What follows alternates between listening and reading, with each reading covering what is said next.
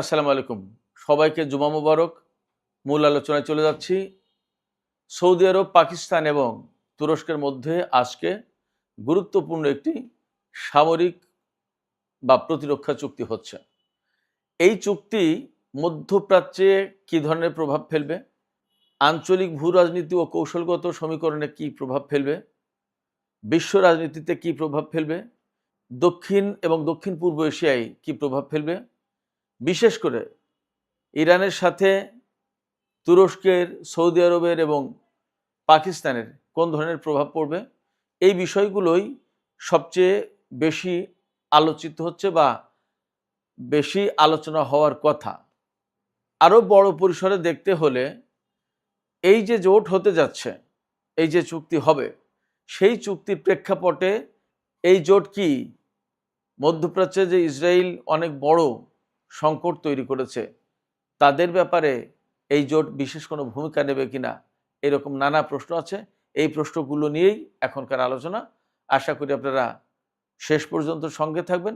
আর video ভালো লাগলে like, comment, share করবেন এবং চ্যানেলটি সাবস্ক্রাইব করে সাথেই থাকবেন। দর্শক, চলুন মূল আলোচনায় চলে যাই। আলোচনার শুরুটা এরকম: সৌদি আরব, তুরস্ক এবং পাকিস্তান এই যে ত্রিপক্ষীয় সামরিক চুক্তি বা প্রতিরক্ষা চুক্তি যাই বলি করতে যাচ্ছে, আসলে তার লক্ষ্যটা কি? এটা কিন্তু সবচেয়ে গুরুত্বপূর্ণ প্রশ্ন। অর্থাৎ এই জোট কার বিরুদ্ধে যুদ্ধ করবে বা কাদের থেকে তারা নিরাপত্তা চায়, বা এখানে এমন একটা চুক্তি হবে, এমন একটা ক্লজ থাকবে, যতদূর খবর পাওয়া যাচ্ছে, যে এক দেশের উপর হামলা হলে বাকি দুই দেশ ধরে নেবে তাদের উপর হামলা, অর্থাৎ অনেকটা নেটো জোটের আদলে, এবং অটোমেটিক্যালি তিন দেশ ওই দেশের বিরুদ্ধে যুদ্ধ শুরু করবে। ব্যাপারটা যদি তাই হয়, তাহলে এখানে কে কাকে হামলা করবে এবং কার থেকে কে নিরাপত্তা চায়? সৌদি আরবের সাথে দশকের পর দশক ইরানের একটা টানাপোড়েন আছে, এবং সৌদি আরবকে বোঝানো হয়েছিল যে ইরান তোমার নিরাপত্তার জন্য হুমকি, অতএব আমেরিকাকে জায়গা দিয়েছে এবং আমেরিকা চেয়েছে যে ইরান হচ্ছে তোমার হুমকি, ইরান থেকে বাঁচতে হলে তোমরা তো পারবা না, আমরা নিরাপত্তা দিচ্ছি, আমাদেরকে জায়গা দাও। ইরাকে 1991 সালে যে যুদ্ধটা হয়েছিল, প্রথম উপসাগরীয় যুদ্ধ, অপারেশন ডেজার্ট স্টর্ম, এই যুদ্ধের আগে অত্যন্ত দুঃখজনক কিছু ঘটনা ছিল। যে ইরাককে দিয়ে ইরান আক্রমণ করে 8টা বছর ভ্রাতৃঘাতী যুদ্ধ করেছিল, লাখ লাখ মানুষ মরেছে, এবং সেইটার ইন্ধনদাতা ছিল প্রধানত পশ্চিমা দেশগুলো। অ্যাকচুয়ালি বিপ্লবের পরপরই ইরানের পক্ষে কেউই ছিল না, তখন সবাই ইরাকের পক্ষে। সেই সাদ্দামকে পেলে পুষে মানুষ করে এত বড় করে এক পর্যায়ে তাকে দিয়ে কুয়েত দখল করানো হয়। তারপরে আবার কুয়েতকে, সৌদি আরবকে তার বিরুদ্ধে যুদ্ধ করার জন্য ব্যবস্থা করতে বলা হয়, এবং বলা হয় যে ইরাক সৌদি আরবও দখল করবে।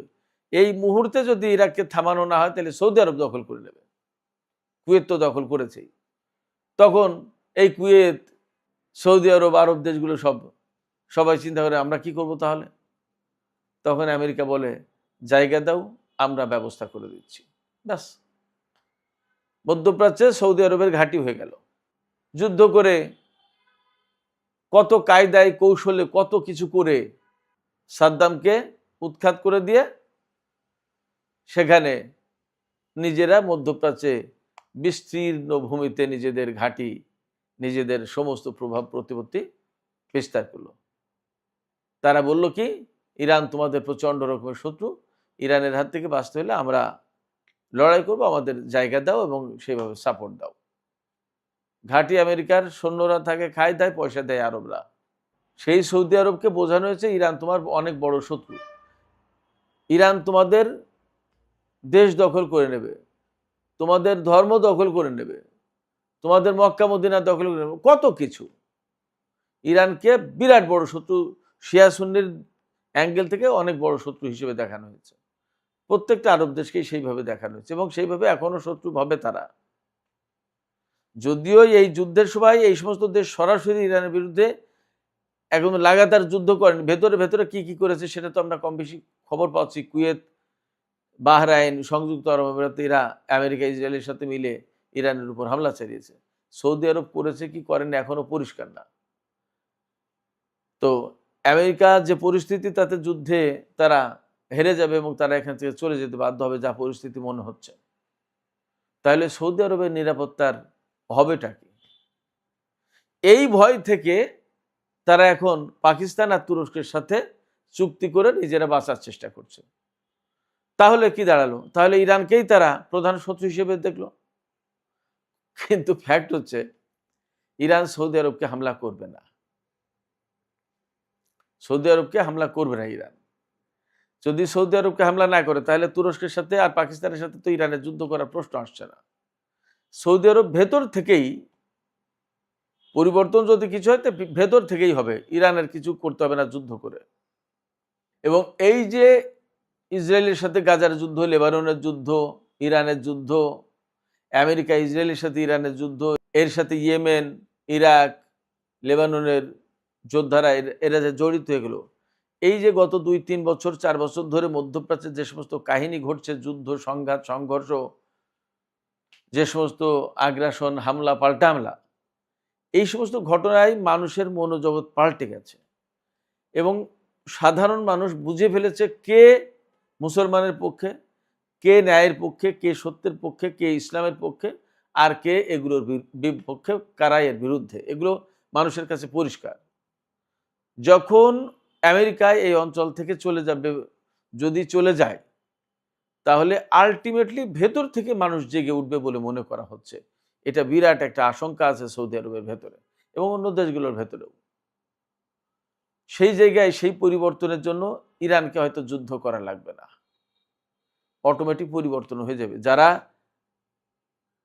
জনগণের পালস বুঝে পরিবর্তনটা না করবে তারা পস্তাবে, আর যারা পালস বুঝে কাজ করবে তারা পস্তাবে না।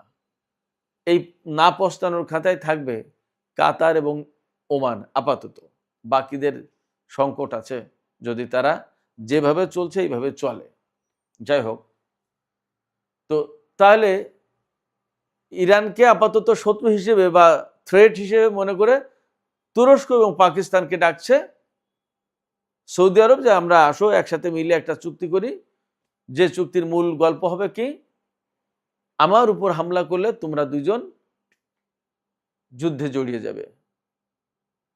তুরস্ক এবং পাকিস্তানের সাথে ইরানের কোনো সংঘাত সংঘর্ষ আপাতত নেই, অতএব এই দুই দেশের সাথে ইরানের যুদ্ধের প্রশ্ন আসছে না। সংকট যদি থাকে তাহলে সৌদি আরবের সাথে আছে। আমি আগেই বলেছি ইরান সৌদি আরবে সহজে হামলা করবে না, করার কথা না, হিসাব নিকাশে আসে না। তো তারপরেও সৌদি আরব ইরানকে থ্রেট ফিল করে যদি এই চুক্তি করে, তার মানে দাঁড়াচ্ছে কি, সৌদি আরব তুরস্ক এবং পাকিস্তানকে ধরে বাঁচার চেষ্টা করছে। খুব মোটা দাগে যদি বলি, যে আমেরিকা, ইসরায়েল বা পশ্চিমারা সৌদি আরবকে বাঁচাতে পারলো না বা নিরাপত্তা দিতে পারলো না, এই তুরস্ক আর পাকিস্তান কি পারবে? এটা কি বিশ্বাস করা যায়? যায় না। এখানে যা হবে সেটা হচ্ছে যে যুদ্ধ নয়, সামরিক সংঘাত নয়, এখানে হবে কূটনীতির খেলা। তুরস্ক এবং পাকিস্তান তারা যা করবে তা হচ্ছে এই, এতদিন সৌদি আরব আমেরিকা থেকে পশ্চিমা দেশগুলো থেকে বিপুল পরিমাণে অস্ত্র নিয়েছে। এই বিপুল পরিমাণে অস্ত্র তাদেরকে নিরাপত্তা দিতে পারলো না এবং এত বেশি টাকা খরচ করতে করতে জীবন শেষ। আমেরিকার সামরিক ইন্ডাস্ট্রি বেঁচে আছে সৌদি টাকায়। সেই সৌদি আরব যদি এই আমেরিকার অস্ত্র কেনা, সামরিক সরঞ্জাম কেনা বন্ধ করে, তাহলে সৌদি আরবের খরচ বেঁচে যায়, একথা সত্যি। এবং আমেরিকা ঝুঁকিতে পড়ে, অর্থনৈতিক ঝুঁকিতে পড়ে মিলিটারি ইন্ডাস্ট্রিতে, এটাও সত্যি। অ্যাট দ্য সেম টাইম তুরস্ক এবং পাকিস্তান বিপুল পরিমাণে অস্ত্র বিক্রি করার জায়গা খুঁজে পাবে যদি সৌদি আরবের সাথে তুরস্ক এবং পাকিস্তানের আজকে চুক্তি হয়ে যায়। আজকে হওয়ার কথা এবং হবে। এরদোগান অলরেডি রওনা দিয়েছে, পৌঁছে গেছে। গতকালকেই পাকিস্তানের প্রধানমন্ত্রী শেহবাজ শরীফ, সেনাপ্রধান ফিল্ড মার্শাল আসিম মুনির, পররাষ্ট্রমন্ত্রী ইসাকদার তথ্যমন্ত্রী থেকে শুরু করে আরো আরো অনেক মন্ত্রী গেছে। তার মানে অতিশয় হাই লেভেলের মিটিং এবং গুরুত্বপূর্ণ চুক্তি হতে যাচ্ছে। এই চুক্তির নাম দেওয়া হয়েছে মক্কা চুক্তি। তার মানে এই চুক্তির নামের সাথে ধর্মীয় একটা লেবাস, ধর্মীয় একটা লেভেল আছে, এবং এই ধর্মীয় লেভেলটার মানে হচ্ছে ওখানে শিয়া সুন্নির একটা বিষয় জড়িত থাকতে পারে। আমি সেদিকে যদি নাও যাই, তাহলেও এই কথা বলতে হবে যে যেহেতু এটা অত্যন্ত গুরুত্বপূর্ণ চুক্তি, সেই চুক্তি সৌদি আরবকে এক ধরনের ভয় থেকে বাঁচাবে যে আমার সাথে আমার দুই বন্ধু আছে। আর এটা হলো সৌদি আরবের দিকের কথা। আর তুরস্ক এবং পাকিস্তান বিপুল পরিমাণে অর্থ পাবে এবং বিপুল পরিমাণে অস্ত্র বিক্রি করতে পারবে। এখন এই চুক্তি হলে ইরানের জন্য কোনো থ্রেট হচ্ছে কিনা, বা আঞ্চলিক তার যে বিভিন্ন প্রতিরোধকামী সংগঠন, যে সংগঠনগুলো ইরানের মতাদর্শে বিশ্বাসী বা ইরানের কথা মতো চলে বা ইরানের সাথে সম্পর্ক রাখে, তাদের জন্য কোনো সংকট কিনা, এটা একটা প্রশ্ন। একটা বিষয় আমি বলি, সিরিয়াতে কিন্তু বাশার আল আসাদকে ক্ষমতাচ্যুত করার পেছনে তুরস্কের প্রেসিডেন্ট রজব তাইয়িপ এরদোগানের বিরাট ভূমিকা আছে। এই ভূমিকাটা একদম নেগেটিভ ভূমিকা, নেতিবাচক ভূমিকা, এটা কাঙ্ক্ষিত ভূমিকা ছিল না। কারণ আসাদ পরিবার বা আসাদের যে সরকার, তারা ছিল ইসরায়েল বিরোধী। ইসরায়েলকে সীমান্তে ঠেকিয়ে রাখার জন্য আসাদ সরকার একটা গুরুত্বপূর্ণ রোল প্লে করছিল, এবং তারা কখনো ইসরায়েলের সাথে সম্পর্ক করতে যায়নি। এবং আসাদ সরকার ক্ষমতায় থাকার কারণে সিরিয়ার ভেতরে ইরানের একটা অবস্থান ছিল, কিন্তু আসাদ সরকারকে সরিয়ে দেওয়ার পর সিরিয়া তো ইসরায়েলের করতলগত হয়ে গেছেই, তুরস্কের তেমন কোনো ভূমিকা নেই। বরং এখন লেবাননের হিজবুল্লাহকে মারপিট করার জন্য আমেরিকার প্রেসিডেন্ট ডোনাল্ড ট্রাম্প সিরিয়ার প্রেসিডেন্টকে লেলিয়ে দেন। যদিও তিনি যাননি, কিন্তু যাবেন না এর কোনো নিশ্চয়তা নেই। সিরিয়া কিন্তু ইসরায়েলের সাথে একটা নিরাপত্তা চুক্তি সই করার জন্য চেষ্টা করছে। তো সিরিয়ার প্রেসিডেন্ট হচ্ছে এরদোগানের একেবারে অনুগত। সেই লোক এরদোগানের কথা ছাড়া ইসরায়েলের সাথে কি চুক্তি করতে যাচ্ছে? তাইলে ইসরায়েলের সাথে চুক্তি করার ব্যাপারে সিরিয়ার এরদোগানের ভূমিকা আছে এবং সম্মতি আছে, এটা বুঝতে হবে। তাইলে কি পলিটিক্স হলো? ইসরায়েলকে এতদিন বাশার আসাদ ঠেকিয়ে রেখেছিল সীমান্তে। বাশার আসাদ ক্ষমতাচ্যুত হওয়ার পরপরই হুড়মুড় করে ঢুকে পড়লো সিরিয়ার ভিতরে। সিরিয়ার ভিতরে ঢুকে পড়া মানে হচ্ছে ইরাক সীমান্ত মাঠে গড়ের মাঠ করে ফেলবে। ও কোনো সীমান্তই থাকবে না, কারণ ইরাকের সেই ক্ষমতা নেই এখন। তাইলে ইরাকের ভিতরে চলে আসলো, এবং দেখেছেন না, ইরাকের ভেতরে ইসরায়েল দুটো ঘাঁটি করেছিল গভীর অভ্যন্তরে, এবং সেখান থেকে ইরানের বিরুদ্ধে যুদ্ধ চালিয়েছে। ইরাকের ক্ষমতা তো এই মোটমাট। এই জায়গায় তাহলে কার্যত সিরিয়ার বাশার আসাদ সরকারের পতন মানে ইরানের সীমান্তে ইসরায়েল চলে এসেছে। সেটা ঠেকানোর জন্য তো এরদোগান কোনো ভূমিকা পালন করেননি। তাহলে লাভটা কি হলো?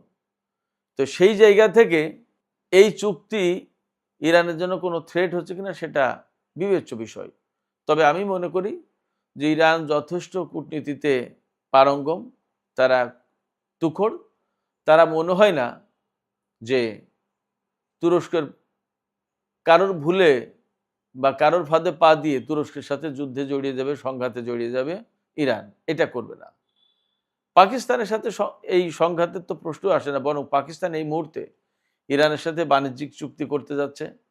এই আজকেই খবর দেখলাম, ইরান থেকে প্রচুর পরিমাণে বিদ্যুৎ আনে এবং আরো আনবে বেশি। আর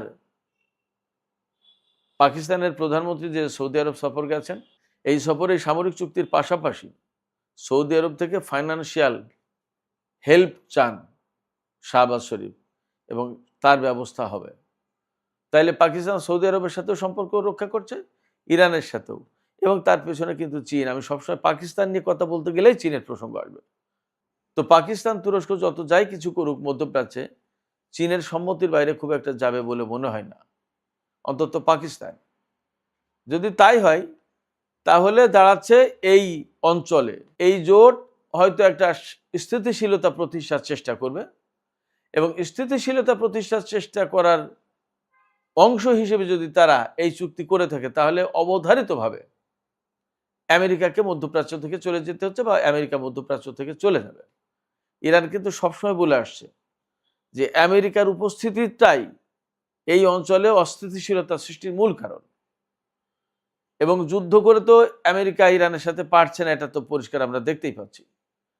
তাহলে সৌদি আরবকে দিয়ে বা সবাই মিলে হয়তো এই মেসেজ আমেরিকাকে জানিয়েছে যে তোমাদের উপস্থিতির কারণে এই সংকট, তোমরা এখান থেকে যদি ঘাঁটি মাটি সরাও তাহলে এই সংকটগুলো থাকে না, অন্তত সৌদি আরব আছে।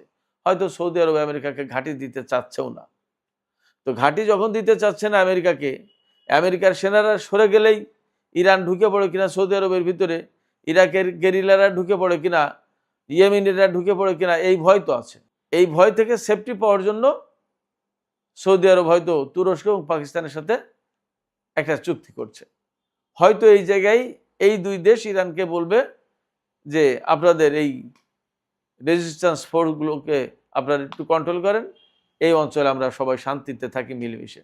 তখন হয়তো ভিতরে ভিতরে ইরান, সৌদি আরব, তুরস্ক, পাকিস্তান সবার ভেতরে একটা আন্ডারস্ট্যান্ডিং হবে, একটা চুক্তি হবে, বা বৃহত্তর নিরাপত্তার সাথে হরমুজ প্রণালী থেকে শুরু করে আরও যত জায়গায় যেখানে যেখানে স্থিতিশীলতা প্রতিষ্ঠা করা দরকার, নিরাপত্তা প্রতিষ্ঠা করা দরকার, হয়তো সবাই করবে, সবাই সবার হয়তো এক ধরনের পার্টনার হয়েও যেতে পারে। এই চুক্তি আমি এতক্ষণ যা বললাম সেই রকম যদি থাকে তাহলে তো ভালো কথা, আর যদি তা না হয় তাহলে কিন্তু এর প্রভাব দক্ষিণ পূর্ব এশিয়ায় মারাত্মক পড়বে। তখন কিন্তু মধ্যপ্রাচ্যের ভারসাম্য পাল্টে যাবে এবং চীনের, ভারতের অনেকের স্বার্থ এখানে জড়িত থাকবে, জড়িয়ে যাবে। সে জায়গায় পাকিস্তানের সাথে ভারতের যে শত্রুতা আছে বা যে সমস্ত সংকট আছে, সেই সমস্ত সংকট মোকাবেলায় পাকিস্তান, তুরস্ক এবং সৌদি আরবের হেল্প পাবে। তাতে পাকিস্তান অভ্যন্তরীণভাবে শক্ত হতে পারবে, সুবিধা পাবে, এবং সৌদি আরবকে বা কাতারকে দিয়ে হয়তো আফগানিস্তানকে ম্যানেজ করার চেষ্টা করবে পাকিস্তান। সেদিক দিয়ে একটা ভালো প্রভাব তো পড়বেই, এখানে ইতিবাচক প্রভাব পড়বে। কিন্তু যদি এই জোট নেতিবাচক কর্মকাণ্ড করে তাহলে কিন্তু চীনকে এখানে হয়তো খানিকটা ইনভলভ হতে হবে। এরকম অনেক হিসাব সমীকরণ আছে। আবার যখন পাকিস্তান, সৌদি আরব, তুরস্ক এই দেশগুলো মিলে পাকিস্তানের ভেতরে তাদের অনেক সংকটকে সবাই মিলে সমাধান করা বা কোনো জায়গায় যেখানে দুর্বলতা আছে সেখানে সবলতা আনার চেষ্টা করলে ভারত বিষয়গুলো কিভাবে দেখে সেটাও একটা ব্যাপার। কারণ ভারতের সাথে তুরস্ক, পাকিস্তান কারোরই সম্পর্ক ভালো না। সৌদি আরবের সাথে লেনদেন বেচাকেনা থাকলেও এই যে জোট হচ্ছে, সেই জোটের যে চাহিদা, অর্থাৎ এক দেশ আক্রান্ত হলে বাকি দুই দেশ আক্রান্ত হবে বলে ধরে নেওয়া হবে। যদি ভারত কর্তৃক বা ভারতের মাধ্যমে পাকিস্তান আক্রান্ত হয় তাহলে তুরস্ক এবং সৌদি আরবও সেখানে আসতে বাধ্য। ব্যাপারটা হয়েছে এরকম। তার মানে সৌদি আরবের সাথে ভারতের এতদিন যে রকম সম্পর্ক ছিল, পাকিস্তানের সাথে চুক্তি হওয়ার পরে সম্পর্কটার মাত্রা কিছুটা ভিন্ন হবে বলে মনে করা যায়। দেখা যাক, আগে চুক্তি সই হোক, চুক্তির বক্তব্যগুলো কি, শর্তগুলো কি এবং লক্ষ্য উদ্দেশ্য কি, এগুলো সব পরিষ্কার হোক, তারপর আমরা বাকি কথা বলতে পারবো।